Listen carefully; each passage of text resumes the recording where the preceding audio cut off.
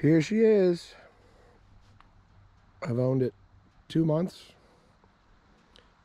made 2 payments, and finally put it into service this week. This wasn't the original chassis I ordered. I ordered a Laramie 4500. I didn't really need the GVW of a 5500 for this. It's going to carry tools, pipe, all the fuel. But at about the 4th month mark, the dealer said they've stopped shipping the chassis. Yours is built, but we don't know when it's going to ship. Well, I'd already sold the 3500 regular cab about 2 months ago. So I wasn't really able to sit and wait and hope. The body company had already been sitting on the body for 3 months at that point. So I needed to find something. So I went around on the internet and found this chassis in Maine.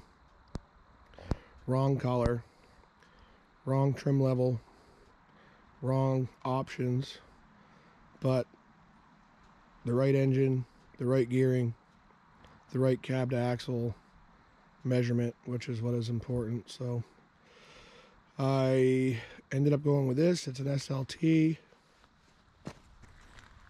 It's the crew cab that I wanted. It's the Cummins that I wanted. It's the 444 gear axle ratio that I wanted. I didn't really need the 489 like the dump truck. I wanted something that might get a little more fuel economy. I didn't really care that much about it, but I had not had a 444, so I thought it might be a good thing to get.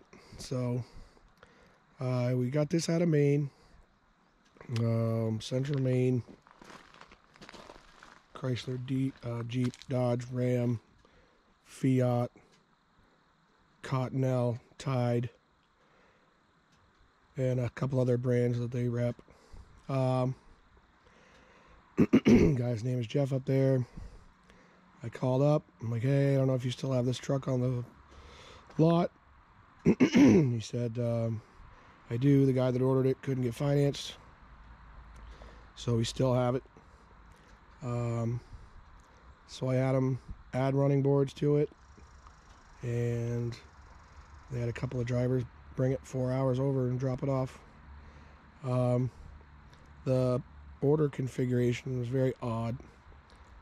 It had some shit tires on it that are good for hot shotting on the highway, I guess, but not for up here. So I had to go out and spend $3 grand on a good set of Cooper ASDs, I guess they're called. You know, $370 a piece plus installation. I kind of wanted to go up to a 245, but he said the price went up to almost $500 a tire, and I said I didn't really care that much about looking cool, so changed up the graphics a little bit, went to kind of a darker setup, took all the white out of the lettering package. Sorry about my voice, I got sinus stuff going on. Made it a little darker. I thought it was cool. Got the windows tinted, 25% ceramic like the excavator is and like my half ton is. So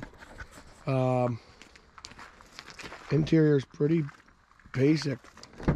It's got cloth. It's got vinyl floor, which is what I wanted. I put the WeatherTech mats in here, but then it's got floor shifter, midget monitor for the screen instead of the 8.4 like the dump truck. It's got a bench seat. Put my phone holder in, but took the rear view mirror out and replaced it with the monitor for the 2 cameras, which I like. I think that works out pretty well. But so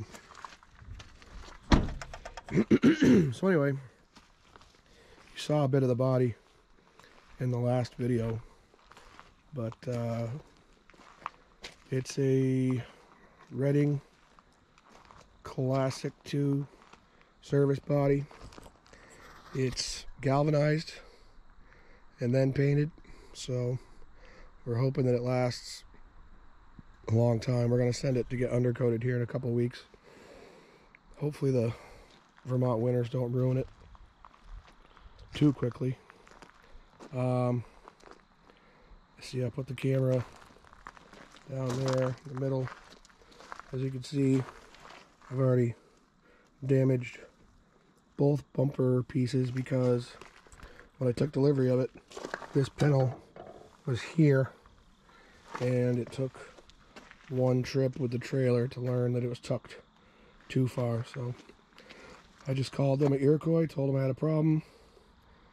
I sent a guy down with it, and 4 hours later he came back and it was all fixed, and it works nice, and they didn't charge me, and I was very happy. Like you saw in the last video, 100-gallon fuel tank. This is a tank and pump that I had, that I put in. It was supposed to come with brand new ones, but those are back ordered, so for now we'll just run with a used one. I don't really care, but I had it Linexed all around the inside and the tailgate and up over the tops of the toolboxes. The only thing I wish I had done was Linex the front. It does have the diamond plate guard there for stone chips, but I should have just had the whole front Linexed. But whatever. I highly doubt I'll keep this thing long enough for this box to rot, so probably doesn't really matter. But I'm pretty impressed with how much space is in it. It's huge. I mean, these toolboxes are giant. I mean, I could fit Brian in there, and then I wouldn't have to ride with him. This big compartment here is big enough for me to put my laser, that whole box. That's pretty cool.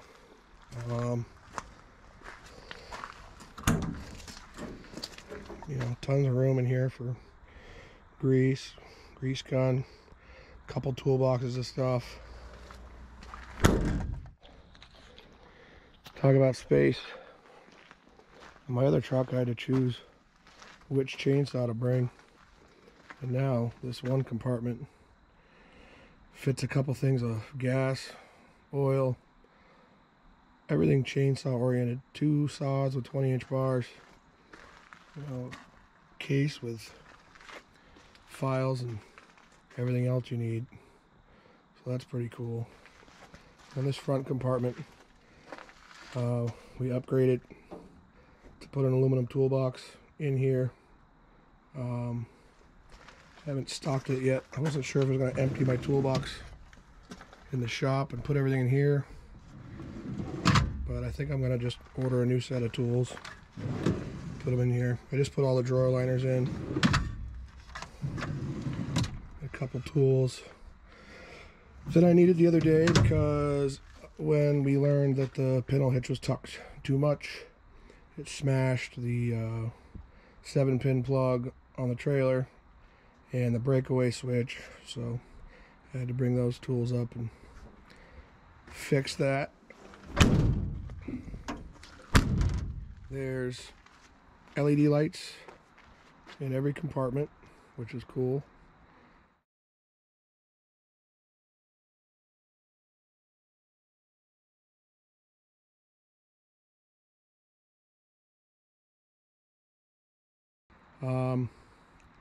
I didn't know they offered remote keyless entry on it. The salesman never mentioned it, so I didn't buy it, but I would have.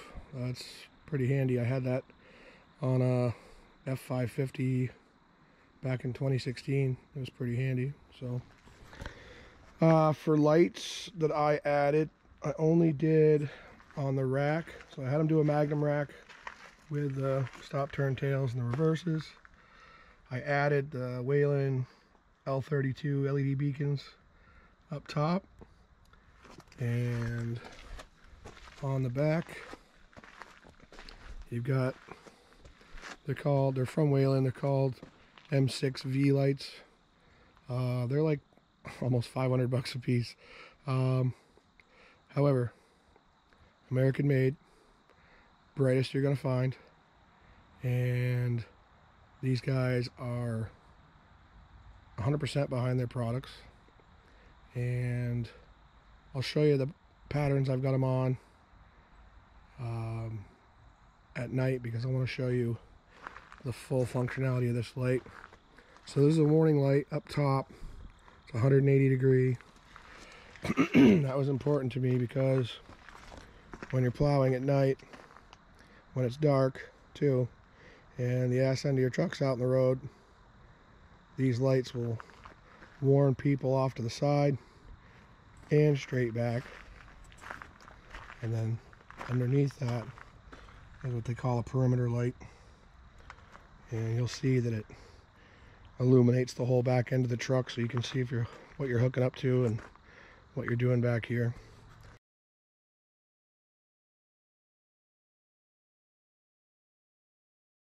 And then down here, these are Feniex AM900 work lights. I like Whelen Engineering to death, but Feniex makes a decent product, and they're $40 each, not $400 each, like a Pioneer or a Micro Pioneer, would be. So all my trucks get Feniex. It's a 5-year warranty on them. Just go to the local dealer, hand it to them when they shit the bed, and he gives you a new one. So the Whelen lights are a 5-year warranty as well. Really usually don't have any problems with them, but I haven't had many problems with the Feniex ones either. So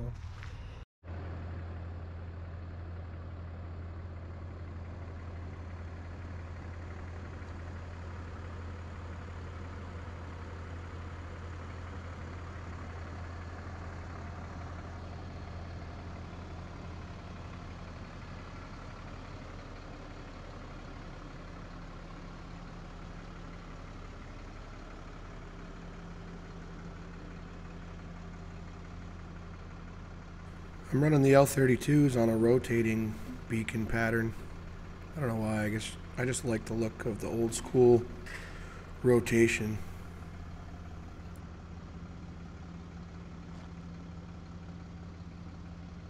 And there's that 180 degree warning I was talking about. And those things are face level and extremely bright, as you can see.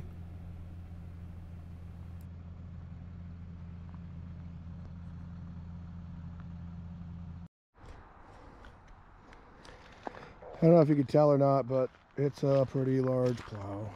It's 10.5 feet.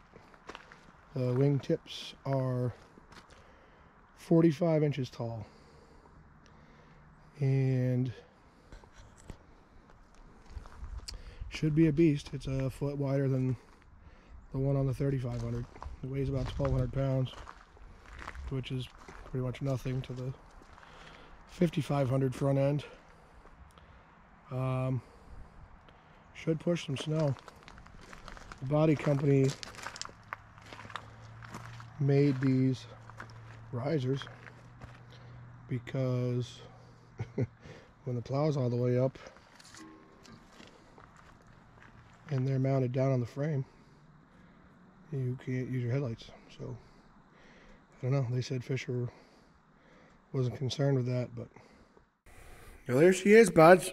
2022 Ram 5500 Cummins, 60-inch cabbed axle, SLT 4-wheel drive, service truck. Hope you guys like it.